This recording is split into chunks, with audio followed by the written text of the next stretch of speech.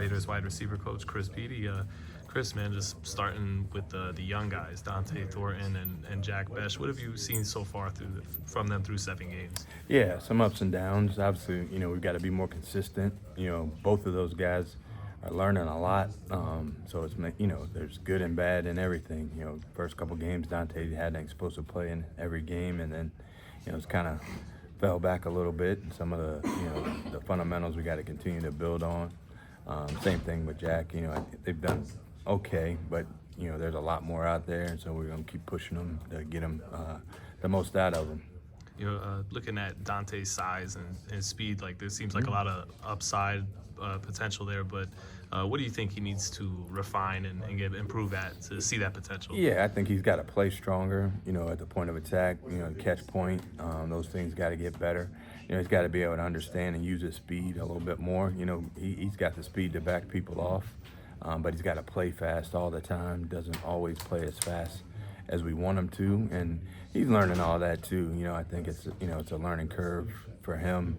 It's completely different than what he was doing in Tennessee. So that part is a part of it, but we need him to hurry up and keep getting better, and he's working hard at it. How tough is it for the group with Jakobi out, recently, and then what do you see from him as a leader with the younger guys? Yeah, those guys look up to Kobe, so at the end of the day, we miss him when he's not out there. He's kind of the leader of the group, so when he's not out there, it's felt, both on the field and off the field. Those guys, they look to him. He gives them some confidence when you get out on the field, and he's going to win his matchup, most of the time. So those things are, again, part of building confidence and building, the stamina to play in this league, because it's different than anywhere else. What you see from Trey Tucker so far this year, what's been a big contributor to his increase in production? Yeah, I think Trey's a super hard worker. I think he's one of the hardest working guys on the team. He does everything you ask him. He's inquisitive. He wants to get better. So I think for him, it's about trying to get better every day and stacking days on top of each other and learning how to play with his speed. I think he's always been super fast, but his releases have gotten better. He's been a lot more consistent with his hands. So that part of his game has gotten better too. So I think he's really worked hard at every facet and getting better, and he's been a great leader in the room too. Speed seems to be like his greatest strength. So what's the benefit of having someone with that kind of speed, where he's on a given basis that he's the fastest guy on the field each week? Yeah, he stretches the field. So our biggest deal was being able to get him to be able to win at the line of scrimmage, so he can be fast vertically, as opposed to always just being fast running across the field.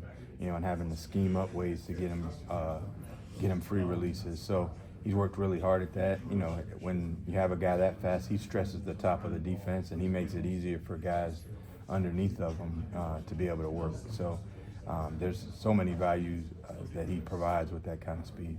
Where have you seen Bech improve the most in the first couple of weeks of the season, and where can he continue to get better to make more of an impact for the offense? Yeah, I think he's improved in every facet. I think his route run's gotten better. I think he's playing with his strength a little bit more. He's understanding how to get open a little bit better in this league. I think at the end of the day, the ball goes where it goes.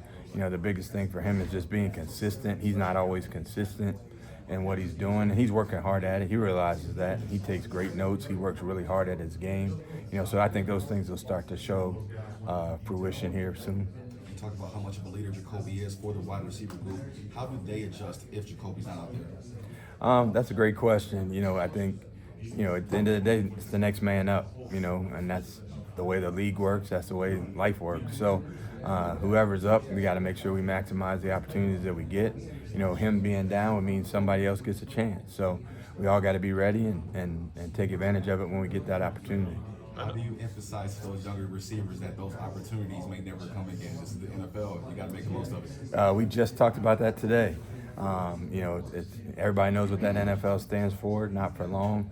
So you got to stack days on top of each other. There's never really a day off in the whole thing. It's like you need to make sure we're getting better, because if you're not, somebody else is, and somebody's always looking to try to come take your spot. So those guys realize the importance of the work ethic that we're trying to build and the culture that we're trying to build. and they're trying to do everything that we ask them to do.